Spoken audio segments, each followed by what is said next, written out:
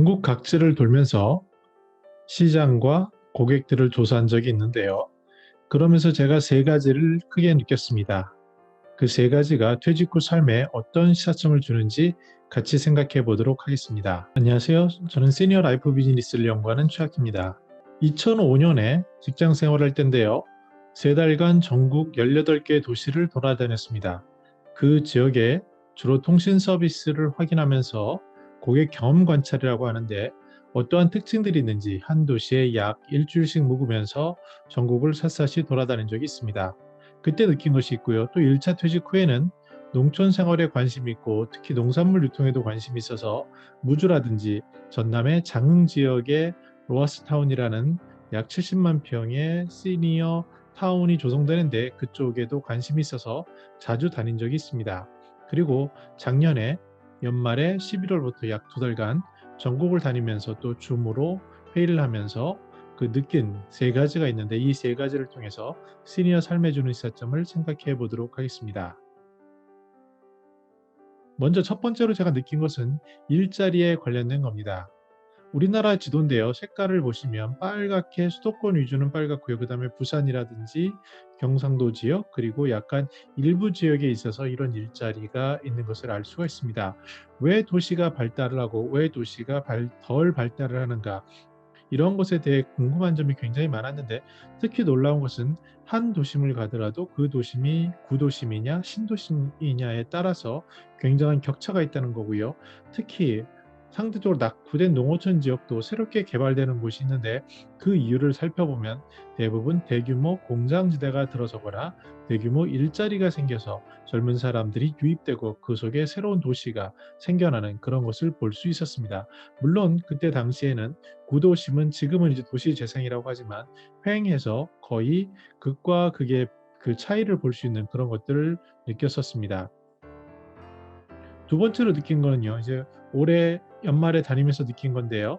전국을 다니다 보니 아무래도 이제 나이도 있고 전에는 운전을 굉장히 좋아했습니다. 근데 앞에서 말씀드린 지역, 특히 이제 장흥이라든지 부주를 굉장히 자주 다녔는데 그러다가 한 번은 뭐 제 부주의로 운전을 8시간, 10시간, 12시간 한 번도 쉬지 않고 그런 다니는 습관이 있었습니다. 그러다 보니 이 목 디스크가 굉장히 크게 와서 그 이후로는 운전할 때 상당히 조심하게 되는데요.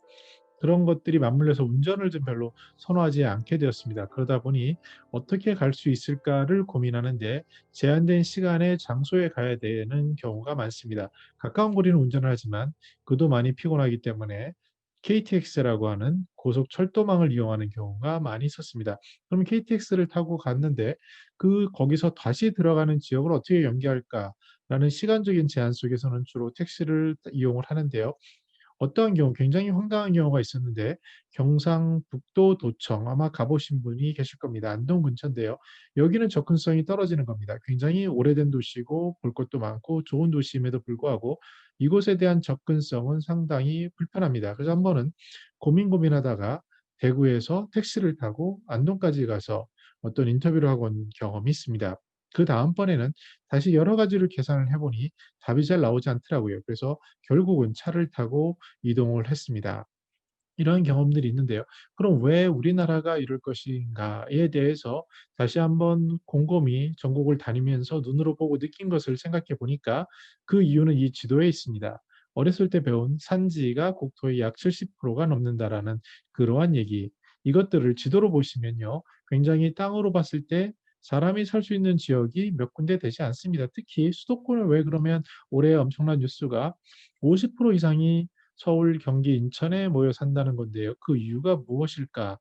이것이 물론 여러 가지 이유, 일자리라든지 교통이라든지 문화라든지 이런 것들이 있지만 이 지역적으로 봤을 때 서울 수도권 지역이 상대적으로 넓은 땅을 가지고 있는 것을 알 수 있고요. 이것이 전체의 약 12%밖에 차지 안 하지만 인구들이 모여 있는 그런 이유가 되지 않나라고 생각하게 되었습니다. 우리나라는 도로망이 굉장히 잘 돼 있습니다. 마치 요새는 이제 터널 뚫는 기술도 독일계의 마치 레고처럼 돌아가면서 그냥 지나가기만 하면은 구멍이 뚫리는 터널이 만들어지는 이런 기술이 있다고 해서 놀랐는데요. 마찬가지로 굉장히 도로가 잘 돼 있는 것을 알 수가 있습니다.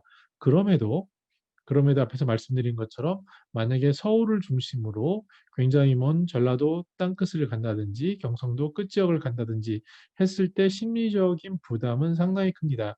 그 긴 시간을 장시간을 운전을 해야 되는데 아무리 좋은 도로로 간다고 하더라도 첫 번째 막히는 것은 서울을 어떻게 벗어날 것인가, 그리고 서울에서 벗어났을 때 그 긴 길들을 어떻게 갈 것인가, 특히 중간중간에 큰 인구들이 밀집된 곳에서는 다시 병목 현상이 발생하는데요. 이러한 불편함을 생각해 보면 일일 생활권, 심지어 반나절 생활권이라고 하지만 운전을 통해서 다니는 것은 상당히 여전히 불편함으로 남아 있습니다. 그래서 세 번째 진지하게 생각하게 된 것이 바로 무인 자율 주행에 대한 것입니다. 그림에서 보는 것처럼 정말 저랬으면 좋겠습니다. 이제 스마트폰이 컴퓨터 역할을 하기 때문에 그냥 편안하게 앉아서 내가 일을 하거나 전화를 하거나 그러면은 자동차는 알아서 움직이는 거죠. 만약에 저런 상황이 된다면은 내가 가는 길에 대한 부담이 사라질 것 같습니다. 왜냐하면 그 시간에 다른 것을 할 수 있기 때문에 그렇습니다.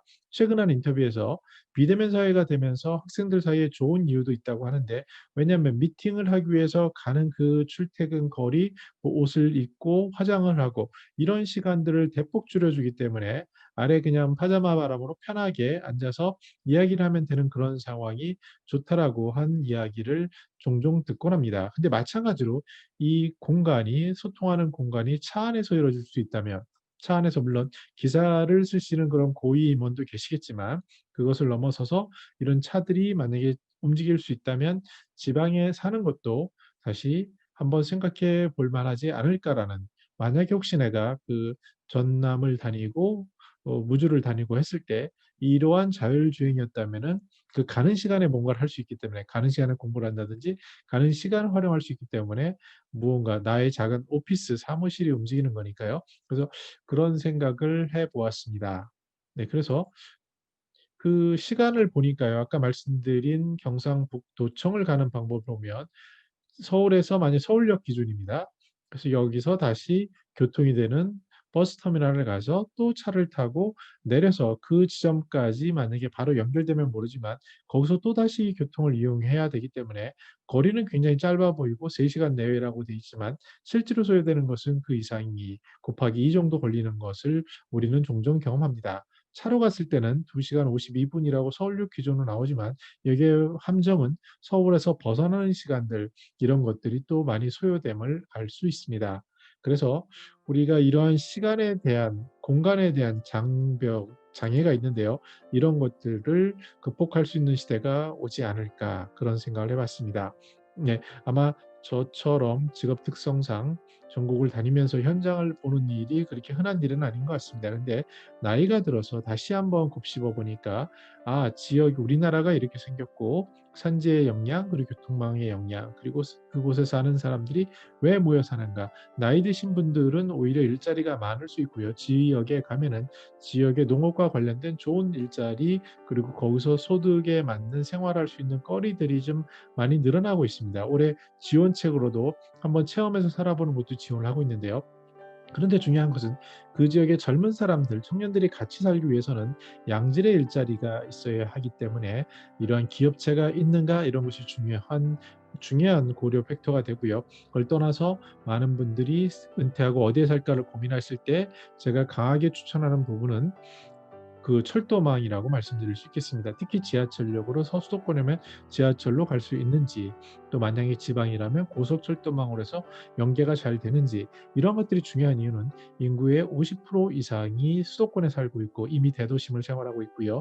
지방에서도 대도시 위주로 살기 때문에 많은 사람들이, 우리는 대도시 생활에 익숙한 사람들입니다. 그래서 이러한 것을 퇴직하고 다 끊어버리겠다라는 게 쉽지 않고요. 아시는 지인들이 지리산이라든지 좋은 곳에 별장을 짓고 사시는 경우도 보지만 많은 경우에 교통 때문에 한번 이동하고 싶은데 그 거리 때문에, 특히 가족들이 오는 경우에 이런 것들에 대한 부담으로 굉장히 노후에 고민하는 경우를 많이 볼 수 있습니다. 그래서 교통망이 어떻게 돼 있는지, 근데 우리에게 큰 희망이 될 수 있는 것은 앞으로 급속히 다가온 자율주행차가 구현이 된다면, 그렇다면은 우리는 시간과 공간을 통제하면서 더 활력 있고 더 어떻게 보면은 지역에서도 살 수 있는 노후의 삶을 한번 생각해 볼 수 있지 않을까, 이런 생각을 해 보았습니다.